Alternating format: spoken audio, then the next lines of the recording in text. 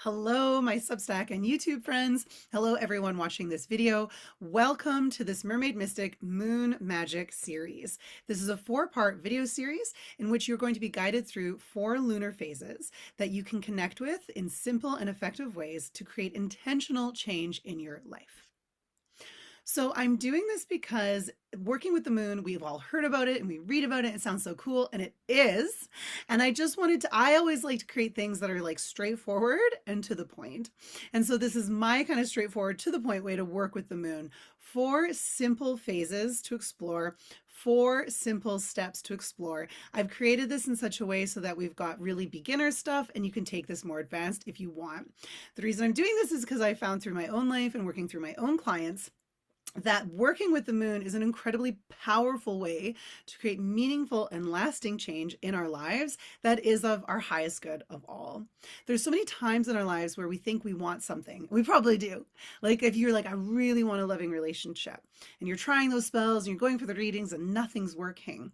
But when you work with the lunar phases and you start to see what's really going on below the surface, you may well absolutely want a loving relationship, but below the surface, what you really want is a space in which to be fully yourself, sovereign, but still loved and accepted. This then can help you work through any of the blocks or challenges, such as shame, doubt, playing small, not believing you're worthy of it, etc., through the different lunar phases, so that you are actually in the place where you can be the person who can have the loving relationship. And when it comes to you, that you can actually recognize it and welcome it into your life. So by working with the moon, we fine tune, still in simple and accessible ways, what we want to bring into being, what we need to empower, and what we need to release. And so that's what this series is going to be all about.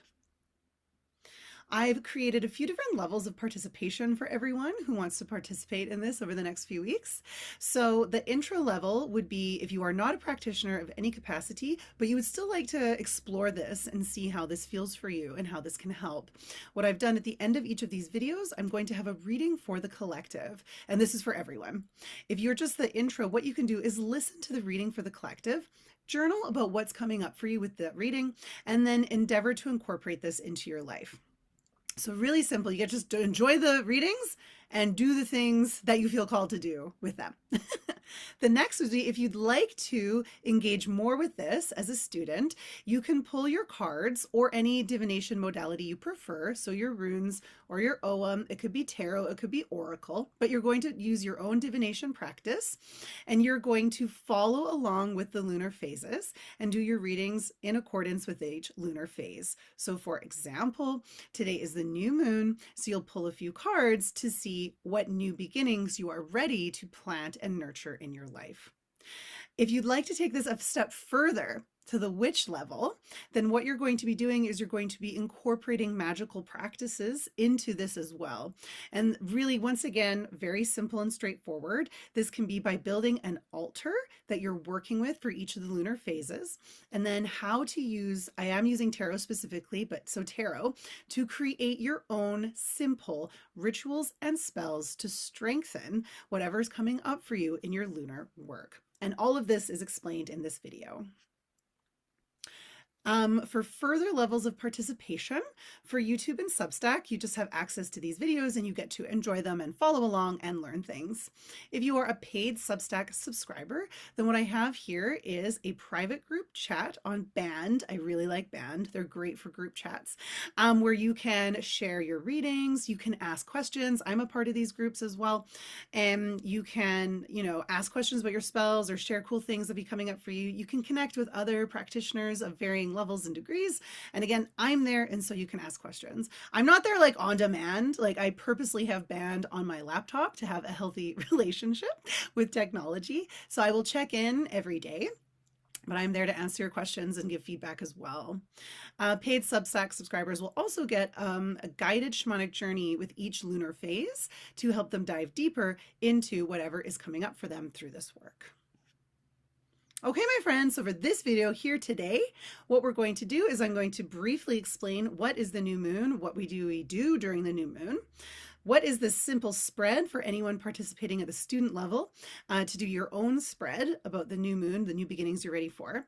I will then explain how to create a really simple altar and how to work with it, and then how to use tarot to create your own spells and rituals. And again, the reading will finish with the collective reading. So if you're here just for the collective reading and you don't want to hear the rest, you can always jump to that later on in the video, or of course you can just watch the whole thing. Okay, my friends, so first off, what is the new moon? The new moon is where we have like just barely even a sliver. We can't actually even see it at all at the beginning, but it's the beginning of the new lunar phase. And so the moon has gone from full to waning to the dark moon, and now we're at this new moon. So it's the first day of the lunar phase. So this is when we can't really see the moon at all, but from this point on, it is going to get fuller and fuller. So the new moon is actually like a time. It's only a moment that happens, but most practitioners view the first 3 days of this lunar cycle as the days in which we can do new moon readings and magic. So today, the 16th of May, is the new moon. So that would mean the 16th, 17th, and 18th would be prime times for your new moon spells, readings, and rituals. So a really simple spread to use if you're going to come along with me for this ride and do readings is just pull 1 to 3 cards, or again, runes or ogham, that represent the new beginnings you're calling into your life. This is a great way to just be open to your higher self and the highest good of all. Sometimes we think we know what we need, and it's a bit of the ego, and which isn't necessarily wrong, but our spirits can just see so much more. They know so much more. They know us much more deeply. They're not as inhibited by some of the traits or assumptions that the ego clings onto. Another really cool thing with this work, as I find, is it actually helps us to really embrace our ego in a healthy way.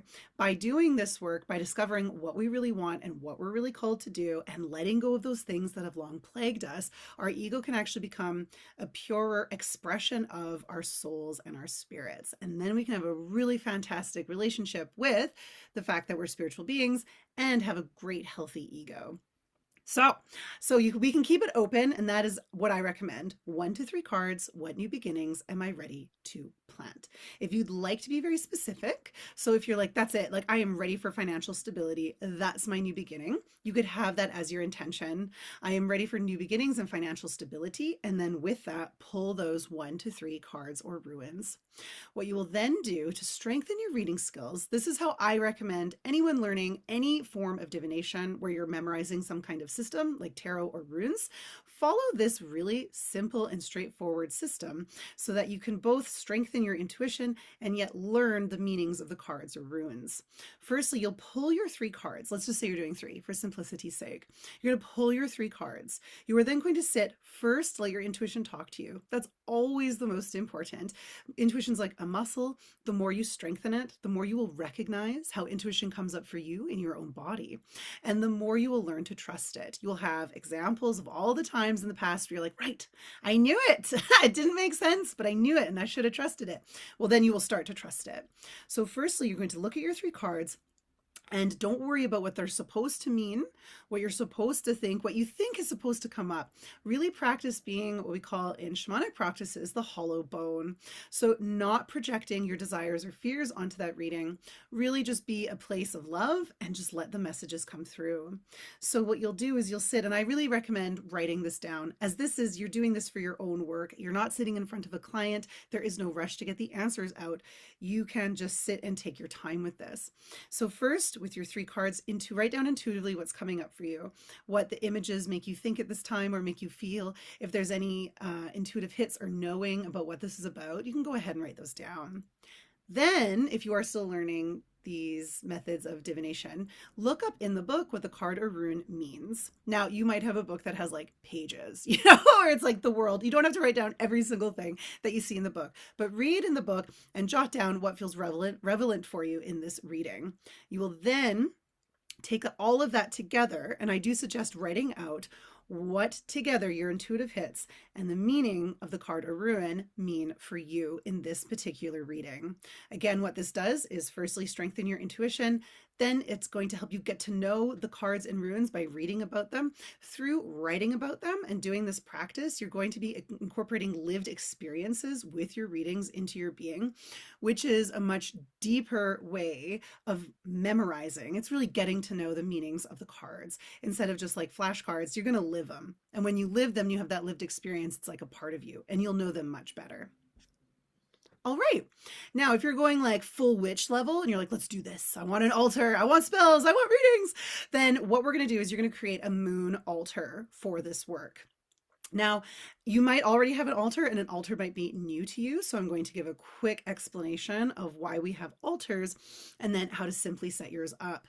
So altars are essentially a place of power where we do our work. So it can be where you do your readings, where you cast spells, you honor your ancestors and spirit guides, meditations, shamanic journeys, the work. Like this is your place. This is where you are intentionally crafting and practicing. That's not to say when you're out in the world that it is not sacred or you are not practicing, walking the talk, but this is where we come to do our work. An altar can be small and simple, like if you are still in the broom closet, as they say, and you don't want people to know you're doing this. I always recommend making a wee shoebox. You can have all your little items in your shoebox and you can just tuck it away. And then when you got some time to yourself, you can pull out that shoebox, put the items on the shoebox, do your magic. When you're done, put it away. No one knows. This never happened. Poof. Yeah. So that's one way if you want to be, secret. And if you are doing this in a way where like it's fine, people can know about this, then it's easier just to have some kind of permanent altar set up. And once again, this totally depends on your preference and the space you have. You could have like a little shelf, just like a little tabletop. You could have a full-blown shelf with like cabinets and layers to the shelves. It's entirely up to you, but it's going to be a set place where you're going to do your magical work. This is where you're leaving offerings, lighting candles, incense, or if incense is no good, perfume, essential oil spray, etc. The more you work at your altar, the stronger it becomes. A common challenge I see sometimes with people is I think they overthink their altars and then you just like leave the altar and then the altar does not become powerful. The more you work it, the more powerful it is. The other thing too, like all things in life, we don't want the altar to become stagnant. So by working with a lunar altar, so that means having your altar represent the new moon, when you're at the new moon, the waxing, the full, and then the waning, you are changing up your altar, kind of freshening it up a bit without it having to be something like that you have to redo every week. You can make a few little changes, and then that's really accessible for most people's lives, whatever your busyness level is. But then it keeps the altar active without it getting stagnant. And so, that once a week check-in can be when you dust things off. You can refresh. I mean, if you're leaving things like food on your altar as an offering, you need to take those out like the next day. But you know what I mean. If you can like dust it off, you can move things around, you can freshen up the energy when you do this lunar work. So different practices have different ways of making an altar. So some practices say you want to have an item that represents each element. So, air, water, earth, and fire. So one way simple to do that would be fire can be a candle. If you cannot have candles, you can have electronic candle, or you could have a crystal that has like a fiery energy. You could draw a picture of fire. You could have herbs that are fiery, such as cinnamon or cloves. Okay, candle's probably the easiest way. Air can be incense. If incense is a no-go, a feather is really good. Water, really easy, cup of water. Earth can be a bit of soil. Great would be if it's from the land that you're on, like your backyard or your garden, or perhaps like your home that you grew up in that's really meaningful to you, or a place in nature that you really love. If soil is, you don't want to do it, a little dish of salt also serves that purpose. If you don't really feel called to have each of the elements represented, I would say you at least need a candle. A candle is the way that we usually we activate. It's like sacred space on when you light that candle. And then you'd want something to smell as an offering, as smells are such powerful offerings. Once again, incense is the easiest.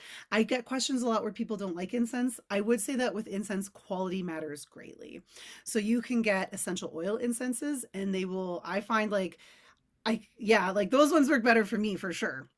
Other ones, I don't feel very well if I burn them. So quality really matters. But if smoke's just absolutely not on the table, you can have a little essential oil mist as a scent offering as well. You will also want to have things on your altar for offerings.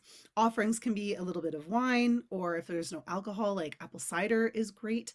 You can leave a little bit of some of your food for your ancestors on your altar.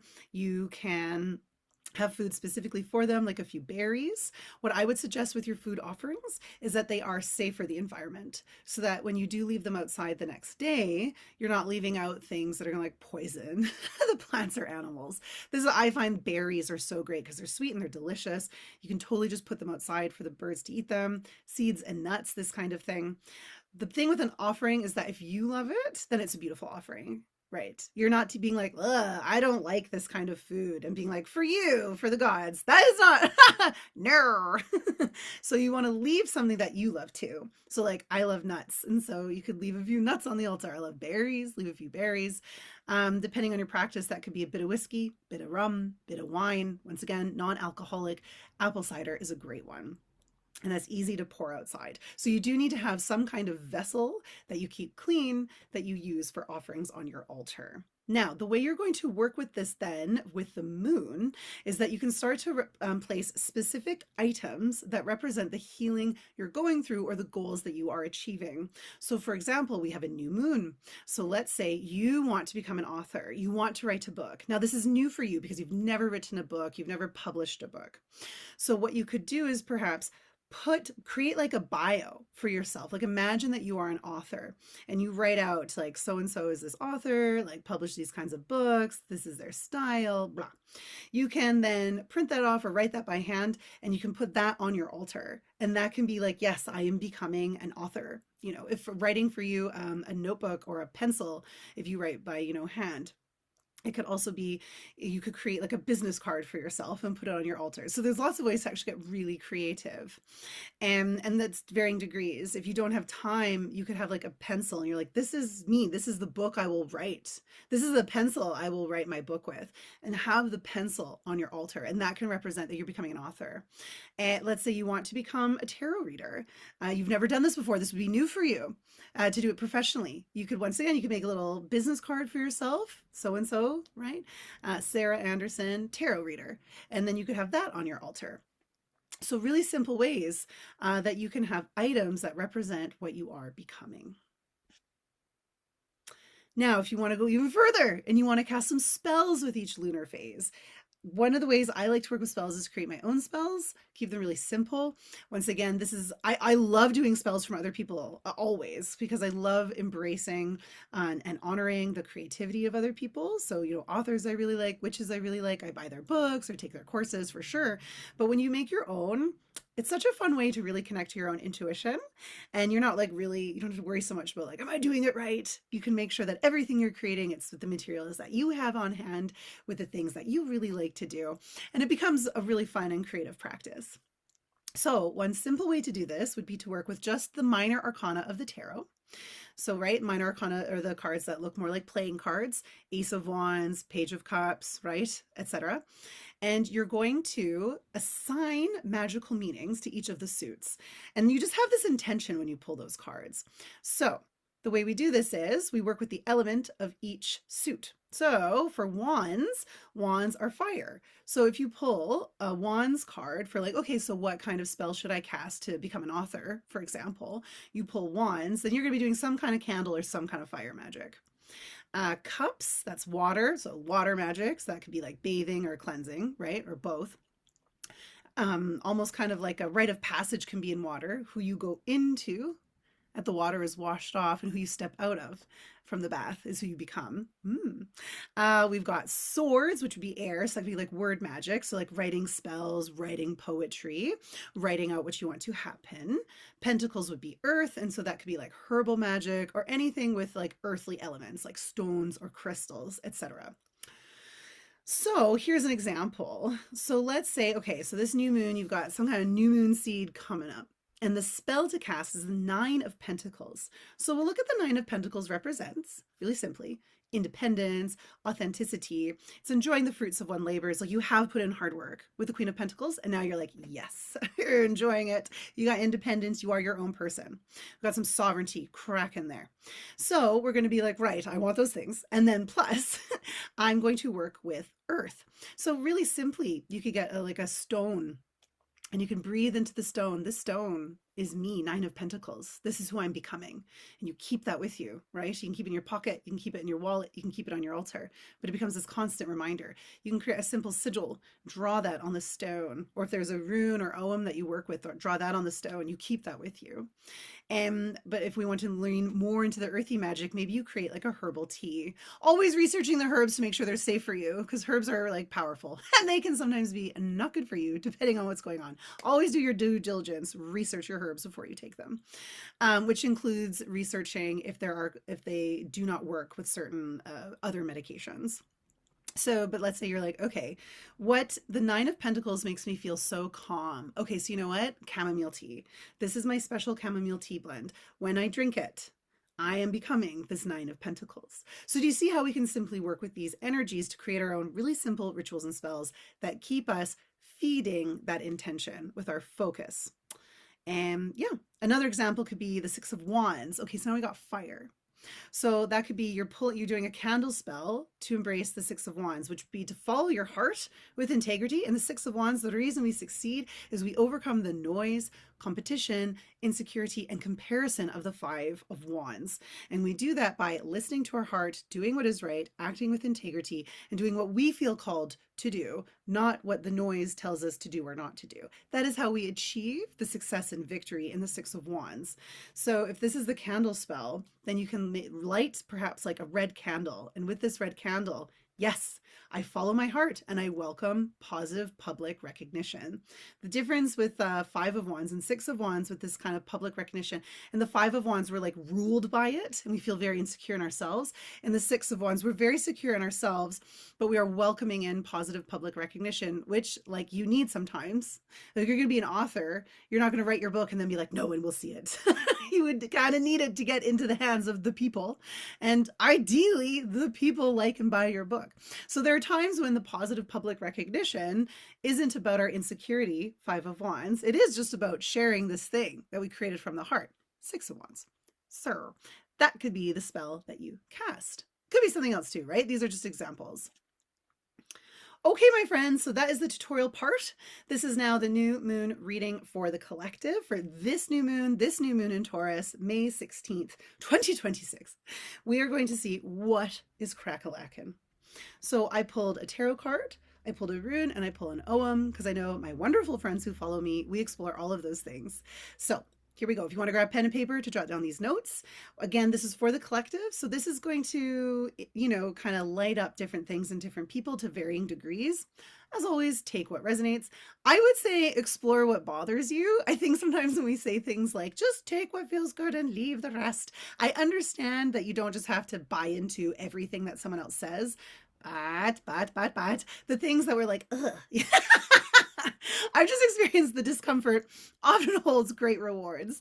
So of course, as always, take what resonates, but like allow what resonates to be perhaps a wider lens so that you get wider opportunities for treasure. Okay, I'm going to stop sharing.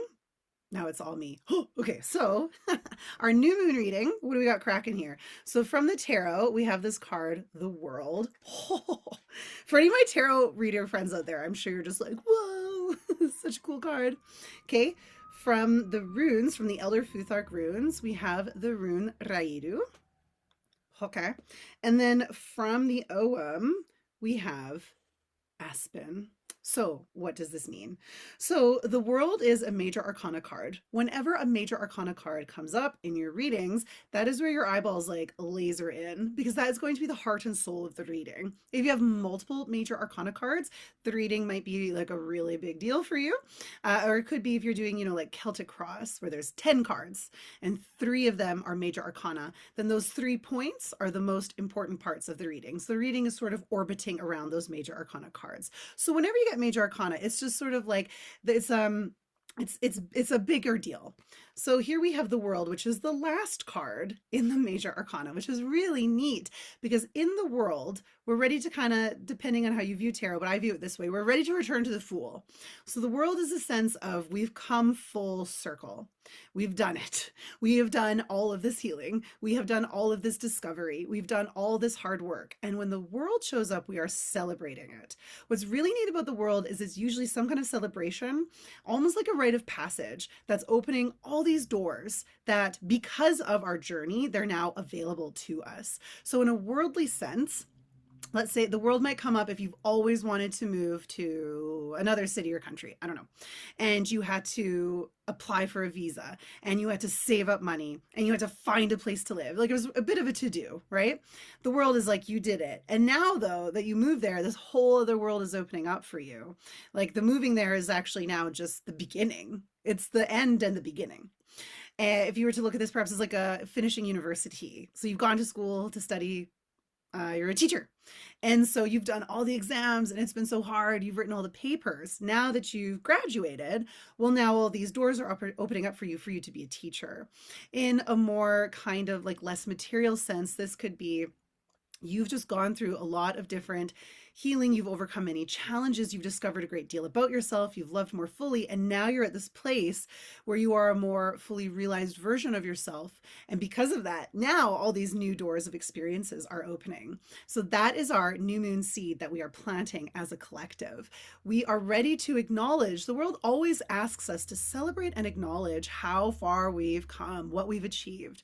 We have a tendency in our kind of like super linear, future focused society to be like, what's next? What's next? Like we're always just, we get the thing and then you're like, next.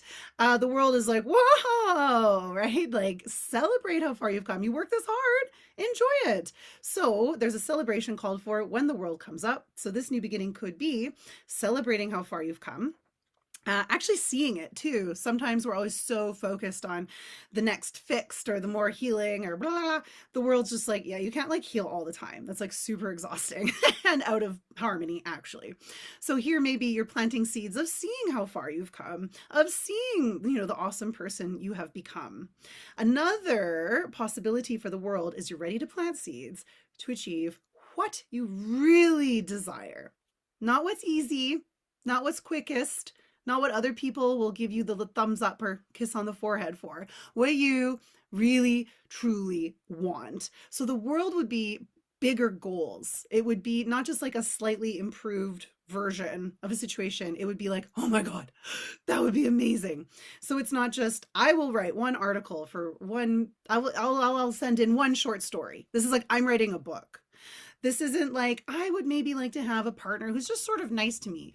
This is like, I want to feel so sexy and powerful and have the most amazing relationship of my life. So the world here is where you stop holding yourself back and the new moon, just begin to allow yourself to welcome these dreams into your life. And if you're like, I don't know what I want, then this new moon, it's like, plant the seeds, plant the intentions. You are open to the dreams of what you really want. Now, again, I'm saying big, but I would say like meaningful, because for some people, the big dream, they're like, I don't really care about being like famous or rich or anything. I just really want to have land and animals, and however that needs to come about. For some people, that's a very big dream. For some people, that's not very big. It's big for you in terms of how strongly you feel about it. Okay, so this new moon, we're planting the seeds of, we're seeing how far we've come, planting seeds of celebration, and also planting seeds of welcoming in the belief in these big, big dreams. So the clarity about them, what are they? And the belief in yourself, what are they? As well as the effort it will take to bring them into being. The world comes through like we've really given it our all in the world. And so the celebration feels 10 times sweeter. Yeah, sometimes in our society where it's just like we're always looking for the silver bullet, right? Like this coach has all the answers, or just like I'm gonna manifest that once I'm in 5D, I'll just be like rich and everything will be easy. I would just like let go of all of that.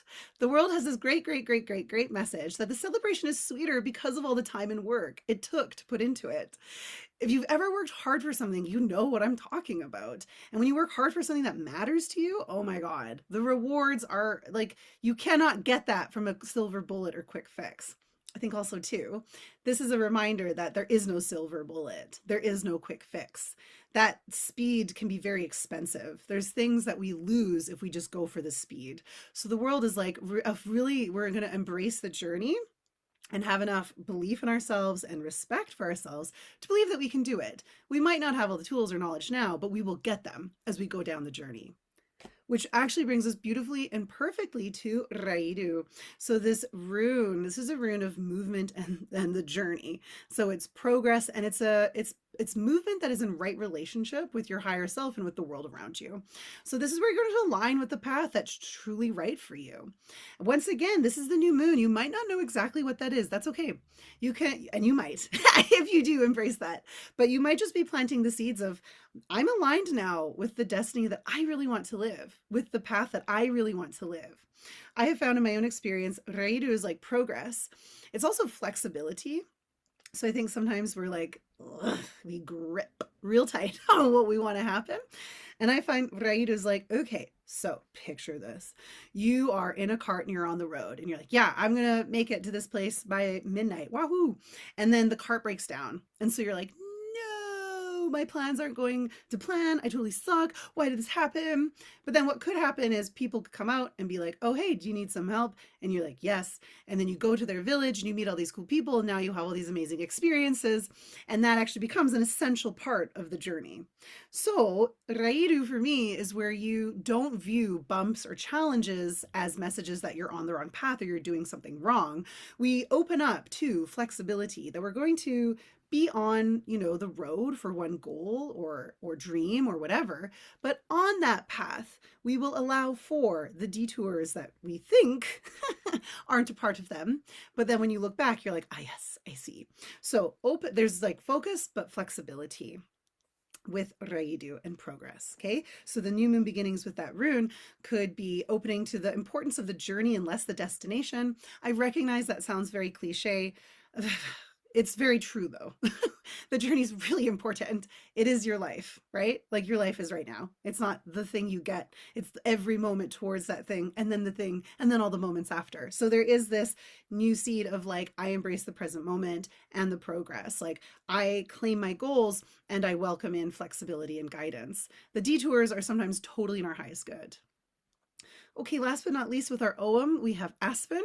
So Aspen is a message of animation, of overcoming challenges, and again, of being in right relationship with our own rhythms, our own flow.